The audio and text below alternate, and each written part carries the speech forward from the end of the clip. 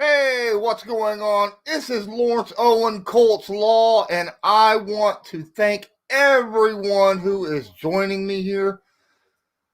This is a great time to be an Indianapolis Colts fan. We have, quite frankly, the first time in as long as I can remember being able to say, even 3 weeks in, that, hey, we have the number one defense in the NFL, and it's exciting. It's very exciting. Now, I may be joined later by a few of my compatriots from Sportscaster News. We will be discussing the Colts and Bears. I want to thank everybody here on Sportscaster. I also like to thank everyone who's listening to this vodcast for the very first time. My first official vodcast. Yes, that's the announcement that I have been waiting to break for over a month now. That every Friday at 5 p.m. Eastern Standard Time, I will be doing a preview of the game that the Indianapolis Colts will be getting ready to go into. And that preview will be a live audio vodcast. Yes. Exclusively on Spotify for Colts Law Sportscaster. Now, why don't we go ahead and just jump into this? Obviously, Mitchell Trubisky will not be the starting quarterback for the Chicago Bears when the Colts play them this Sunday. No Mitchell Trubisky. Nope. It's Nick Foles. That's right. An undefeated quarterback was 2-0, got benched, and then Nick Foles gets put in. And somehow he's the savior of the Bears. And if you go and talk to everyone out there, oh, Nick Foles did this and Nick Foles did that. He brought life to the offense. He was such a this and such a that. He threw 3 touchdowns. Come on, guys. Did you actually watch the film? Did you not realize how awful his passes were? The only reason why he completed a bunch of passes was because that secondary that he was playing against was God awful, which makes the Mitchell Trubisky thing even worse, by the way. No, I mean, it was all, he was throwing multiple passes that should have been intercepted. There was one pass that he threw, went right through the hands of a defender into the waiting arms of the receiver, which then he caught and took off for. And if you go talk to any Bears fan and you go and check out all the Bears podcasts and media, the Bears are going to stomp the Colts because, the Colts have only played crap teams so far this year. What the heck have the Bears played? I mean, come on. At least the Indianapolis Colts, when they played crap teams, they beat the crap out of them. Granted, not the Jaguars, but the Jaguars have looked good. Offensively, they put up more yards the following 2 weeks than they did against the Indianapolis Colts, okay? Especially week 2 against the Titans. And the Titans are supposed to have a good defense. Also, you could pretty much take all the week 1 games that are off the slate and just throw them away because every game that you played in week 1, it was basically every team's preseason, right? I mean, that's the way I look at it. Let me welcome Keith Mcpherson into my stream here. Keith, I know we're still setting up, so it's all good. We are live. But go ahead and get your setup ready. I just wanted to introduce you to all my Colts fans out here. This is Keith Mcpherson, and he covers a lot of basketball for Sportscaster, but he also covers the NFL, specifically the Dallas Cowboys. But I work with him on a weekly basis, and I wanted to say, hey, you want to come? This is my first podcast. I'm excited to have this put out this week, and man, you want to come on? He's like, hell yeah, I'll break down the Colts and the Bears. Shoot. All right, man. So why don't you tell everybody a little bit about yourself and where they can find you before we get into this? Of course. First off, thanks for inviting me and having me on your first vodcast. Congratulations. Proud to be a part of it. My name's Keith Mcpherson. I am in New Jersey, but I'm a Dallas fan. I'm the most hated Dallas fan in the land. They're Jets fans and they're Giants fans around here. But I don't know if you guys have noticed, New York football is about as bad as it's ever been. So I'm glad I'm still a Cowboys fan. They never got me to change. I'm covering Cowboys on Sportscaster. I do a show called How About 'Em. I think I'm supposed to do my first podcast now that it's October as well, talking about the Dallas Cowboys. I'm not a delusional Cowboys fan. I know there's a lot of delusional Cowboys fans online. You know, they say we're America's team. I say we're America's team to laugh at. You know, I just like having fun with it. I cover basketball on Sportscaster as well. I'm a big Nets fan, and I'm also a huge baseball fan as well, covering the New York Yankees. Just a sports guy. I played all three sports growing up, football, basketball, baseball, and I wasn't able to figure out how to go professional, so I've taken this up as my professional course, and I'm doing all right out here in the podcast internet world. Awesome. So, as I was telling everybody before you jumped on, that, you know, when you look at the Bears and, you know, with Nick Foles coming in, everyone was saying, oh, Nick Foles gave the Bears offense this spark and he got 3 touchdowns and, you know, it looked like they were alive. But if you actually, did you watch that game all? I did watch that game. Not the full game, but I watched a good amount of it. I was kind of surprised that they benched Mitch when they did. It was, I don't know. I just thought that they were like, that's their starter. That's their guy. Mm-hmm. They picked this guy second overall, but I mean, it saved the game. I thought the Falcons were going to come back last week after the terrible loss they suffered to the Dallas Cowboys, blowing that lead. I thought they were going to be at home and, you know, stand up, and, you know, their whole thing is rise up, and all they continuously do is fall down. Nick Foles came in, and all he had to do was just make some simple throws, loft the ball up there, and that's, I guess, taking the shots that Mitch wasn't ready to take. And, you know, he's a veteran, he's a Super Bowl winner.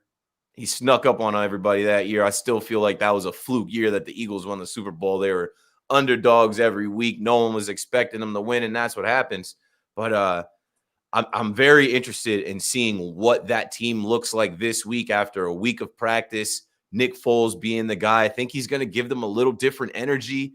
I know that they said there was something like, I think it was either Miller or Robinson after the first couple weeks where they were upset with how the offense was running. So I guarantee you there was some chirping or some talk going around in their locker room about going to Nick Foles. And now that they've made the switch, maybe the Bears are going to be that much better for it. But they run into that Colts defense, so I don't think it's going to really matter too much. Yeah. The thing was I was watching. Okay, so the last time the Colts played Nick Foles, he was with the Jaguars, who I think have a better offense, even last year, than what the Bears have this year. Now, the Bears got a great defense. I'm not going to take anything away from their defense. They got a great defense, even though they're ranked like 15th in the NFL right now. Don't let that crap fool you. We've seen what this Bears defense looks like. They can get pressure on the quarterback, and they got a great secondary in the backfield. But Nick Foles, when he was with the Jaguars, scored, I think, a total of 6 points.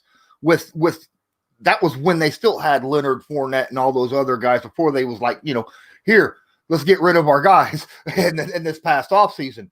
And in this game against the Falcons, Nick Foles, yes, he had 3 touchdowns, but he had a bad pick. He had a few throws that were just stupid, where they were very, very simple passes, swing routes and stuff that he would just overthrow people. He threw one pass that went right through a Falcons secondary hands. I mean, went right through him. It was between 2 guys up front, 1 guy behind, and he didn't put enough air under it. Should have been a pick. Wasn't a pick. The receiver caught the ball, turned around, made it into a big gain. He had a few of those where really it was just, from what I was seeing, from my point of perspective, after, you know, going back and watching that game over on the all 22 film, if that secondary had been worth their salt, Nick Foles wouldn't have been able to do half of what he was able to do, which makes it even worse on Mitch, because Mitch was already struggling. So, you know, and for Nick to, I don't see how all these Bear fans, their media, their podcasters are out there saying, oh, they're going to stomp the Colts because the Colts ain't played nobody. And their defense isn't really number one. They just haven't played anyone that's good. And I mean, I can kind of understand that. But when you play the Vikings, and at that time, if I remember right, the Vikings were favored. They might have been, Colts might have been favored. I can't remember, but it was a close line. Colts just utterly dominated them. And then the Jets, the Colts were supposed to beat them. They did beat them bad, way worse than what the line was. But the Bears, their 3 wins have been by 4 points total against 3 bad teams. Right. So, I mean, if you're supposed to beat these bad teams, but if you can't blow a bad team out, then what are you going to do when you come up against a team that can actually hold their water? Yeah. The Chicago media, I think the Chicago media is just, this is what they do. They're part of the hype machine. They've been waiting for Mitch Trubisky to lose this job, lose this spot. I saw like Bleacher Report put out something today that when the Bears traded those picks, you know, people didn't think they were going to trade up to get Mitch. They thought they were going to take Jamal Adams, and that people were surprised that they got Mitchell Trubisky, like he would have been available there. So it kind of, you know, doubled down on it. Like, wow, you lost all those picks and you made the wrong pick. I think Chicago media has just been waiting since Nick Foles was signed for this time. So the hype machine is on full tilt. But yeah, when we talk about that Falcons game that they just won, and me being on the podcast as a Cowboys fan, I can tell you the Cowboys didn't necessarily win that game in the second half. The Falcons gave us that game. There were so many plays that could have ended the game for the Falcons where the Cowboys wouldn't have been able to come back. Similar to the Bears, like you talking about a ball going through a DB's hands, the Falcons could have stopped the bleeding at some point, but they absolutely just can't. The thing about Nick Foles is he is going to give you a couple, and he is going to throw a couple up. You know, he's the type of guy, he's going to launch a couple that might be 50-50 balls, and you guys will have a chance to come down with him. But I'm very interested, like I said, to see. Maybe he wasn't getting all the first-team reps, or we know he wasn't getting all the first-team reps with Mitch. Maybe after getting all the first-team reps this week, he'll be more, you know, in line and rhythm on time with his receivers. But I wouldn't say that they're going to crush the Colts. I'm taking the Colts this week. The Colts as a cohesive unit, I don't care about, you know, people saying they haven't played anyone. This is the NFL. In the NFL, every Sunday you are playing against an NFL team. I don't care if it's the Jets. I don't care if it's the Vikings. I don't care if it's the Jaguars. These guys prepared. They came in there with intentions of beating you, and the Colts are legit. I don't care if people try and discredit their resume. So we'll see this week. We shall see. I'm taking the Colts.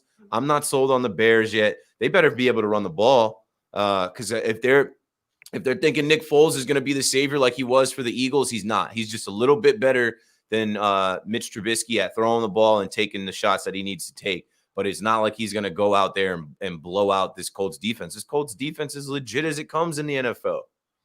Well, I mean, here's the thing. Okay, so the Colts defensive line, and this is a very interesting stat that I came across today.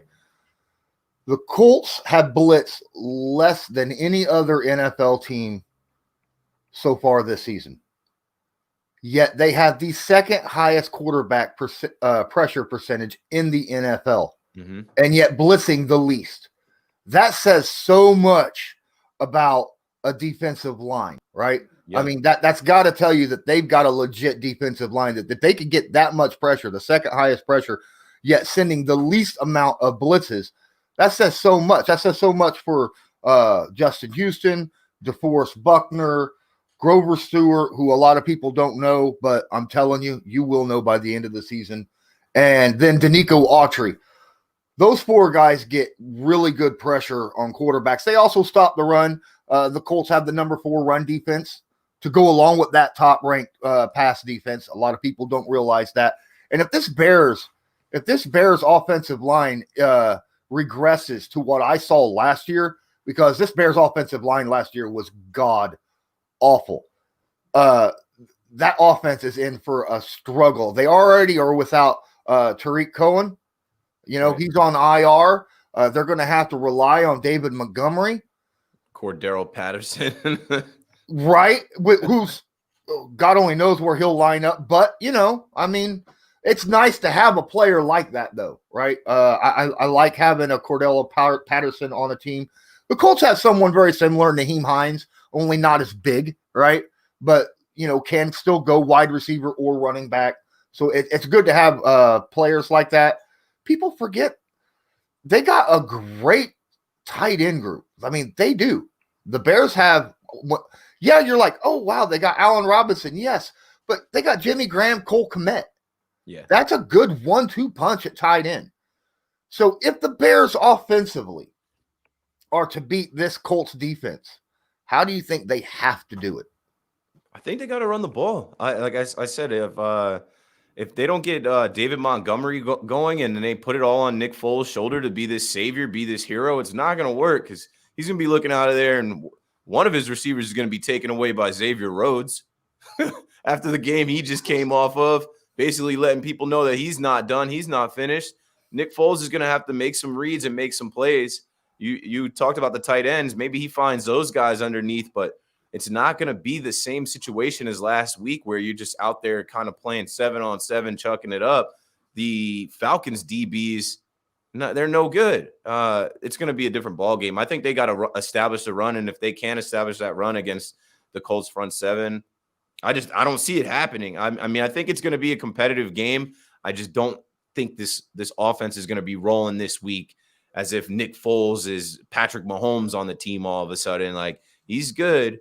He's a good quarterback. We all know the story, but it's not like he's going to go out there wheeling and dealing and win you guys the game. They're going to have to establish the run, and if that doesn't work, they got to find some other options that aren't going to be covered by Xavier Rhodes, a.k.a. Rhodes Closed. I'm a Florida State guy, so I love that Xavier Rhodes has really found a second home and has shown that he's not done. I don't know what the Vikings were thinking. They could probably use him. Oh, yeah. Well, they still say he's washed, that those interceptions were on him. But the fact of the matter is when I did my film breakdown earlier this offseason on Rhodes, I showed that when Rhodes is healthy, he's still a Pro Bowl talented cornerback. It's just when he gets injured that things start looking bad for him, Yeah. But that's fine. Now, let's flip the script a little bit. With Chicago's defense, as I was saying earlier, they are a great defense. But without Eddie Goldman at that nose tackle, they have been gashed terribly game after game on the ground running the football. I think they're 17th in the NFL against the run right now.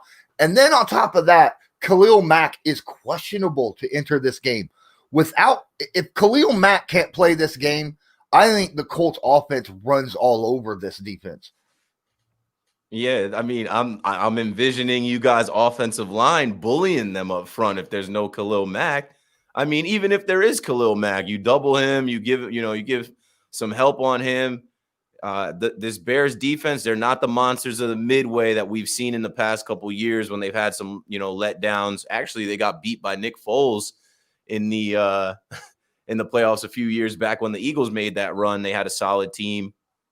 If Khalil Mack is questionable, he'll probably play. But if he's a little bit hurt and he's a step slower, the Colts got some bullies on that offensive line. Like the matchup on the offensive line favors the Colts. Offense versus defense in the trenches, I'm taking the Colts line. A couple things. High Octane Analysis mentioned in the chat that Rocky Sin is back. He's another cornerback missed last week due to a stomach illness. Mm-hmm. And then Trey Burton, the tight end, who is an ex-Bear, but also ex-Eagle, the guy who threw the Philly special, right? Then and that's a play that was drawn up by who? Colts head coach Frank Reich. Yep. So you're going to have not only Trey Burton, but there's a good chance the Colts are going to have their tight ends, all of them, not just Mo Alley Cox, who's blown up the last 2 weeks with Trey Burton and Jack Doyle out, but you may have all three of them back this week. So, yes, the Colts are a little light at the wide receiver with Paris Campbell out for an unknown amount of time, and then Michael Pittman Jr. with that calf injury had a surgery, I think, 2 days ago. He's expected to be back, but it could take him up to 6 weeks as well. But you got a solid group of tight ends who, if you want to play 2 or 3 tight end setups, that just makes the blocking and that whole line right there even that much nastier, because that's 3 tight ends that have shown that they can make big plays in the passing game as well. So that's just mismatches all across the board. And I don't know if the Bears have the personnel on defense to match up with that kind of a personnel setting if the Colts decide to go out there with 2 and 3 tight ends a lot. Yeah, I love the tight ends you guys have. And then, Phillip Rivers is a tight end guy, him and Antonio Gates, and then even him and Hunter Henry later in his career. So get them going. Get those tight ends going with Phil. But most importantly, Jonathan Taylor, Jersey guy, Jersey kid. I knew about Jonathan Taylor when he was destroying high school football in this state that I live in. And I'm waiting for him to have that just breakout game. I don't know if it'll be against the Bears, but they're going to be keying on him. So get him going, and then you can establish some play action. If you can't get the run going, at least show it, get the play action going, and then you'll have the tight ends there. You'll have some options there. Their defense, like I said, their defense is not the monsters of the Midway that it used to be. They're going to give you something. You just got to be able to take what they give you. So last week, Jonathan Taylor averaged 4.5 yards a carry against the Jets, and the Jets are supposed to have a really good run defense. But he only had 13 carries. A guy that you want to look out for, I know you're a big Jonathan Taylor guy, but Jordan Wilkins. Jordan Wilkins leads the NFL in yards per carry for any running back with more than 50 carries a season. He's averaging 5.8 yards a carry. Last week he had 9 carries. I think he'll get even more, kind of a similar 13 carries for Taylor, 9 carries for Wilkins. I think you'll see a similar 1-2 hit. Okay. They're splitting carries. Did he take some carries away from Jonathan Taylor last week? That's why his carries were low? I don't think it's the taking away. I think because I think the way it was supposed to be was Marlon Mack was supposed to generally have the 13 carries, right, yeah, and Jonathan Taylor would get the 9. But with Marlon Mack out, now Taylor takes the RB1 and the Jordan Wilkins takes the RB2. I see. But it's good when you have a solid running back stable. If a guy goes down, the next man up is not much of a, if at all, drop. Now, the only thing I don't like about Jordan Wilkins is he's not necessarily known for catching the football out of the backfield. But he can run that ball like nobody's business. So let's see here. Let's go on for something else. We got other people. Let's see what other people in the chat is talking about. So Houston has at least a half of oh yeah. Justin Houston is back on pace to have 11, 12 sacks a season, just like he was last year. That's a nice thing. That's coming from a guy that left Kansas City let him go because they thought he had nothing left in the tank. Now you pair him up with somebody that's got a pretty darn good, DeForest freaking Buckner, who was highly rated last week in what he did. You can't do much against this defense, because I'm sitting here watching. They were doubling DeForest Buckner, and he was still splitting those doubles right up the middle and making huge plays. So I don't know what in the world. Granted, the Jets don't have much of an offensive line, but have you seen? Do you think the Bears' offensive line has what it takes to be able to stop this Colts defensive line at all? No, not at all. I mean, even on the flip side, like I'm taking you guys' offensive line and defensive line to win the battle in the trenches. I don't think their offensive line is very good. They haven't shown us anything that would make you believe that they can stop what the Colts have up front. If we're looking at matchups and we're checking off the boxes, I'm taking the Colts O-line. In the passing game, sorry about that. In the passing game, I do believe that the Bears secondary is absolutely studdish. I mean, they've got a lot of really good players in that secondary.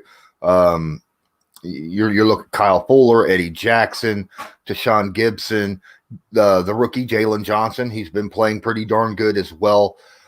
I don't like the matchups with our weekend wide receivers. Yes, we have T.Y. Hilton, but then after that, just things start to go down. Kind of similar to what the Colts was looking at last year when their top 3 wide receivers were just dealing with injuries on a consistent basis. I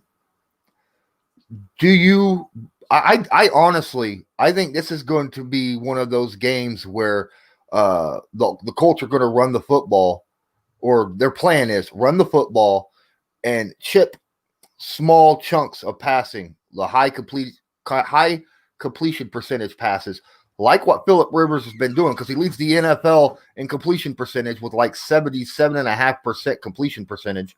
And then if somebody gets open downfield, like T.Y. Hilton, Rivers can hit somebody incredibly accurate 20, 25, 30 yards downfield. Now, obviously, if T.Y. is down 50 yards downfield, I don't know if Rivers will take that shot.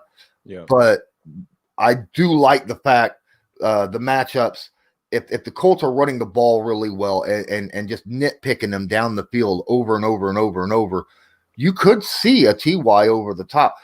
But T.Y. hasn't showed up the last 3 weeks, right? Is he hurt? Is he? No. As Rivers has been really relying on other players. Week 1, he relied on Paris Campbell and Marlon Mack. Week 2, he relied on again Paris Campbell, but then he got hurt, and so he went to another receiver and then tied in Mo Alley Cox. Week 3, he was relying a little bit more on the rookie Michael Pittman Jr.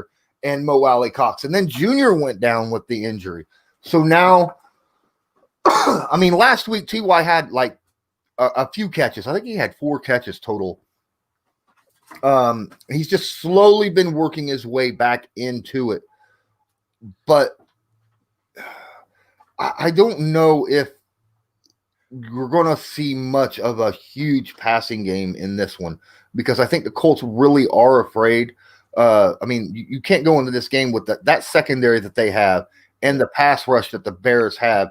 You don't expect Rivers to hold that football very long. I expect him to really go with those really quick out, high completion percentage passes.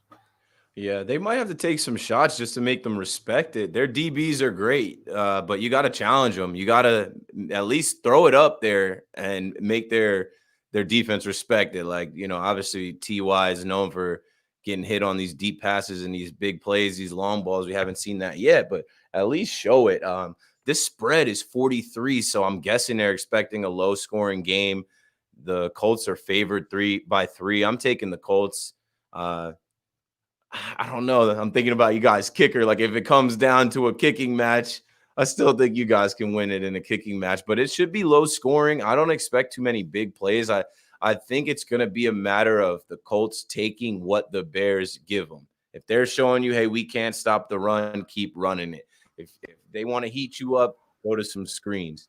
You got to try and attempt a deep ball just to make them respect it. And I think you guys will be really good at adjusting to what their defense gives you on the fly. Yeah, I think the biggest point of emphasis for this game, and I haven't said this all year, will be the ball control. And I mean that in 2 specific ways. Not only, I don't necessarily think time of possession. I'm talking about turnovers, not giving the ball. I think that this is a game that whoever wins the turnover battle is going to win the game. And I get that a lot of people out there are like, well, it's Phillip Rivers, so I'm going to go with the Bears. Nick Foles is not the most accurate quarterback of the NFL either, right? And so far, Jonathan Taylor, his biggest thing that everybody was worried about coming out of college was 18 fumbles in 3 years. He has yet to drop the football on the ground. So in 3 games. As long as the Colts don't turn the football over, I think the Colts have a very good chance at beating the Bears, because I don't think Foles likes to take those shots, right? He likes to take the deep shots. And last week, the Colts have showed that they are very good, are getting a lot better at disguising their coverages, making you think they're in a man and going to zone, or think you're in zone and going to man. And when it's the first of the two, that's a dangerous situation. because as soon as those corners go into their zone and look at where the quarterback's throwing, and if the quarterback throws that ball as they're coming off their guys into their zone, they can just continue on for the like the Xavier Rhodes interception in the end zone. That's how that happened, right? For some reason, I think it's going to be flipped compared to what the Bears think it's going to be, where they think that Rivers is going to throw 3 picks to their defense. I think Foles is going to give away a couple balls. Yeah, I just look at it like this. This is the last thing I'll go say before I go. I got to get ready and do How About Him, and then we got some baseball coverage on my other stuff coming up. In a close game like this, I don't see it being a blowout either way. I don't see it being a high-scoring game, but I look at it like this. We're in week 4, so we're about a quarter of the way through the season.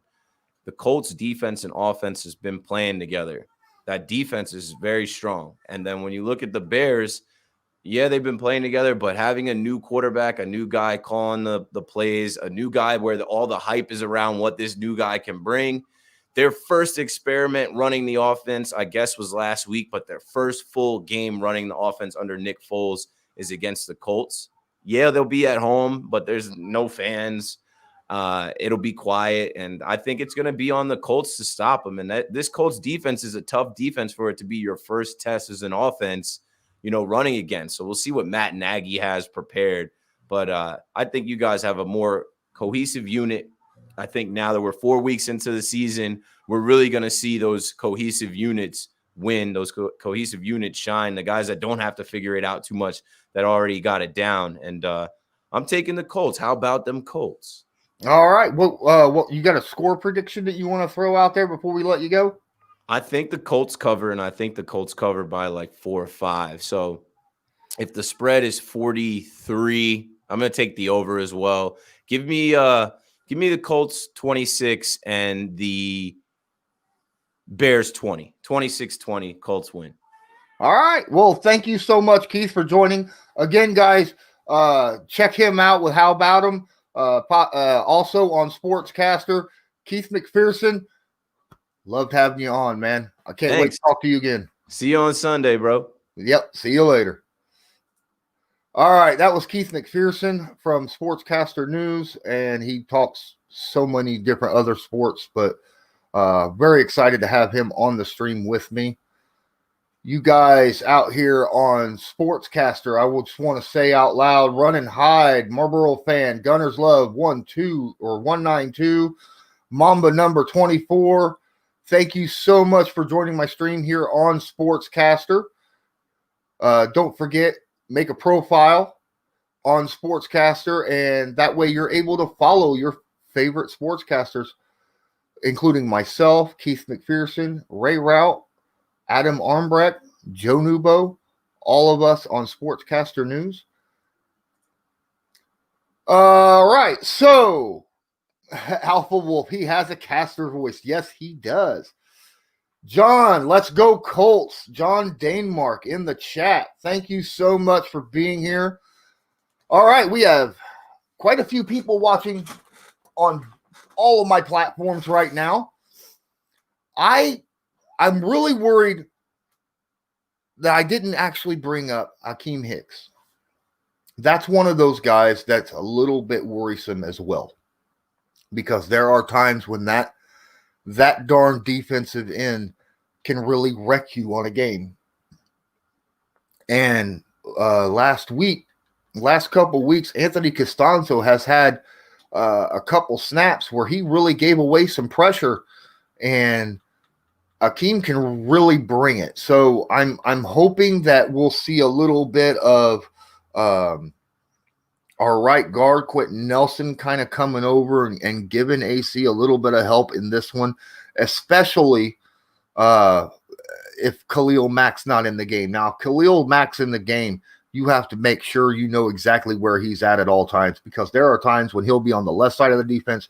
There'll be times when he's on the right side of the defense. There'll be times when he's coming right up the middle. You see, we got to pay close attention to him. Roquan Smith is a very similar linebacker. I'm not saying he's as good, but he's a very similar to Darius Leonard for all you Colts fans out there and you don't know much about the Bears defense. But he is a very solid, good linebacker who can cover tight ends. But if we have 2 tight ends on the field or more, like I said earlier, I don't know how you stop them, because as good as Roquan is, I wouldn't put Eddie Jackson or Kyle Fuller on Mo Alley Cox. And I mean, yeah, you could probably put Roquan there, but then who's going to cover Trey Burton or Jack Doyle? I don't see it. I think this is a game, like I said, that, man, we could see 2 and 3 tight end formations multiple times. Sargal Milano, love me some Colts law. Thanks so much. Appreciate you guys. Don't forget, hit that like button, hit the share to your social media. Let everybody know where you're watching and or listening to this stream right now. That way you can help me get a little bit more exposure, and other people can come in next time or even right now, so that we can get some more people in the chat and we can continue making great content for all of you. Alpha Wolf, Jonathan Taylor, to find the open outside. Please, Jonathan Taylor, break it outside for once, bub. I 100% agree. I said that was another one of those things that Jonathan Taylor has issues with, is he likes to run it right where he is supposed to, and he doesn't like to break off the route that he's supposed to run that football. Even if there is no hole there, he will still run right up there, put his shoulder down, run into the back of the offensive lineman, and try to use his power to gain extra yardage, 2 or 3 extra yards on the push. There's been multiple times over the last couple of weeks, where had he had just noticed that, hey, that edge was sealed off and he broke out to the right or left to that open field, he could have broke off a monster 20, 30-yard run, or maybe even broke off a touchdown, but he didn't do it. Now, I don't know if that is a vision problem, or if it's a just stubbornness, not wanting to leave where the course goes. If it's a vision problem, it's something that may not be able to be fixed. If it's stubbornness, it's something that can be fixed. So hopefully it's just a little bit of stubbornness on his part that he's carried over from his college career. It's tough to go against Mo because he can block and catch. Yes, Alpha Wolf, that is a fact. Mo Alley blocks, as what some Colts fans like to say. He comes in and he run blocks so darn well. He pass blocks so darn well. And he sells it so well and does it so well that when he does break off instead to go out for a route, it shocks everybody. And he's out there wide open. And he's got monster hands. We talked about it on past podcasts, where that football in his hands looks like a Nerf football, because his hands are so big. Expect Mo Alley Cox to have a big game again, especially with still having our 2 young wide receivers out of this game. Would I consider Hines on 3rd down conversions, potentially the 3rd tight end? Brian asks. No, I don't see Hines as a 3rd tight end. I could see him splitting in a split. Now, would I consider having Hines as the running back with 3 tight ends on 3rd down? Oh, yeah. I would love to see that, because Hines with 3 tight ends, you're going to get those lead blocks off. And Hines does have really good vision, and he'll be able to see where he needs to go. So, yes, I would love to see Hines at running back occasionally with 3 tight ends on the field. I think that would be an absolute scary situation for the Bears defense to have to look at and go, oh my gosh, what are we going to do? It's only a percentage thing with JT breaking loose. Yeah. Jeff Sewell says it's only a percentage thing with Jonathan Taylor breaking loose for a long touchdown. At some point, it'll happen. At some point, he is going to break through. There's been a few times where I expected to happen last week, where he just got tackled right by a linebacker barely. And had he been able to break that tackle, he would have been gone. He would be gone. Who's our slot receiver, huh? Well, I would expect that T.Y. Hilton would probably play a lot of slot receiver until Paris Campbell or someone else comes back, because T.Y. is more. I mean, when we play three wide receivers, I could see T.Y. taking that slot because he understands the slot a lot better. Doolin might, because he is a smaller guy, but Fountain's a bigger dude. I see Fountain and Pascal being your outside receivers. Or Marcus Johnson. Marcus Johnson's another one of those young guys that we have that could also play on the outside. We don't have a lot of slot receivers Hines can play slot as well. Like I said earlier, I love the thought of Nyheim Hines playing in the slot, but I see a lot more T.Y. doing that since he's obviously more well-known and has been doing it a lot longer, and I think Rivers would trust him more. So we got 13 people watching live on YouTube. We have 36 people watching live on Sportscaster. Don't forget, hit that like button and share the stream.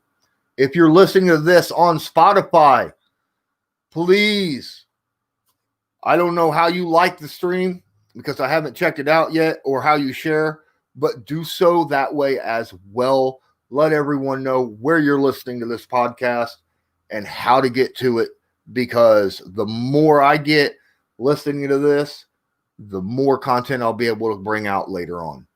So I want to thank everybody here. I understand that this is only a 40-minute stream that I've ran so far, but fact of the matter is, I kind of ran out of stuff to talk about. I mean, we kind of covered it. I don't have faith in Nick Foles. I don't have near the faith in Nick Foles that Bears fans have. We, as Colts fans, seen Nick Foles with the Jaguars, and he wasn't good, okay? Fact of the matter is Nick Foles is good when he comes in to relieve somebody as a backup. When he's a starter, he's looked terrible in his career. Terrible. He has a losing win-loss percentage when he is a starter. So if you don't know that, you haven't been paying attention to Nick Foles' career. Cordella Patterson on returns. Yeah. Well, I mean, you got to worry about Nyheim Hines on returns as well.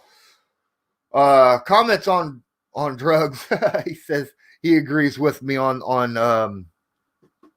the Nick Foles thing. Yeah, man. Allen Robinson, I could see him being the guy that we put a corner on and then have a safety over the top, because I'm a little worried about him. I'm a little worried about him on the deep ball because he is a 50-50 deep ball threat. So I could see him being the guy that the Colts might double when we play man. Obviously, when we play zone, it's generally a too high zone, so I'm not too worried about that. FaZe is here. FaZe is here on YouTube. Thanks, FaZe, for showing up.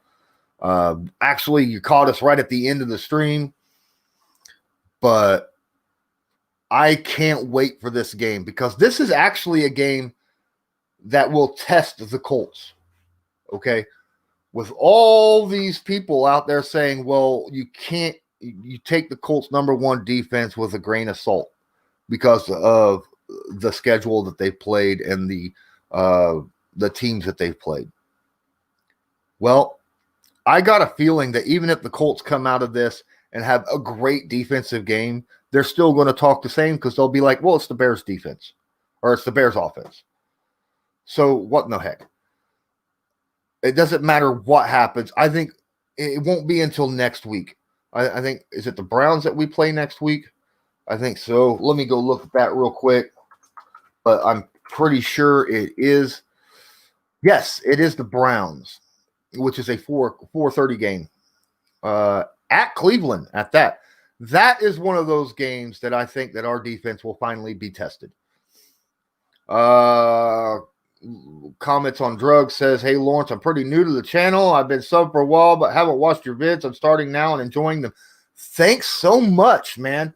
Don't forget, hit the like buttons and share that out, man. Let people know that you enjoy my channel because, like I said, I've got a whole – I don't even have 560 subscribers right now on YouTube, and I've got, I think – about 150 followers on Sportscaster. So the more followers and subscribers, the better for me, and for you guys wanting my content to come out. Bears have a great O-line. Test for the front. Yeah, FaZe, I agree with FaZe on this. High Octane. I don't think they have a great O-line. I think they have an adequate O-line because they've got a great passing game, and they got a great – I mean, they got so much talent across the board, offensively and defensively, but offensively especially. They got good wide receivers. Baker Mayfield, when he's calm and settled, I think he plays very, very good. And then Nick Chubb is just such a dangerous running back. Let's hope Nick Foles. Go Colts. Appreciate that so much. All right, guys, I'm going to be jumping off here. Thanks so much for watching. Don't forget to hit the like button and share. And until next time, as usual, check out Sportscaster. Give us a follow over on Sportscaster. Every Wednesday on Sportscaster, I bring out a Colts All-22 film room breakdown. In order to see that, which is exclusively on Sportscaster, you need to go to Sportscaster and have a profile. That way you could follow me, and then you're notified when I do that specific thing. But until next time, score prediction. He wants my score prediction. Yeah, I'm sorry, guys. I got the Colts winning this game. I don't think it's going to be a huge blowout like it has been the last two games, but I think the Colts win 24-13. That's mine. I got 24-13. Brian's got 23-17. Comments got 27-24. Awesome. Appreciate that. FaZe 24-13. Same. All right, FaZe. All right. So thanks so much. If you're listening to this on Spotify, find me on Twitter at Colts_law and let me know what you think about it, man. And until next time, I'm Lawrence Owen. This is Colts Law talking Indianapolis Colts versus the Chicago Bears, Week 4. And until next time, have a good one.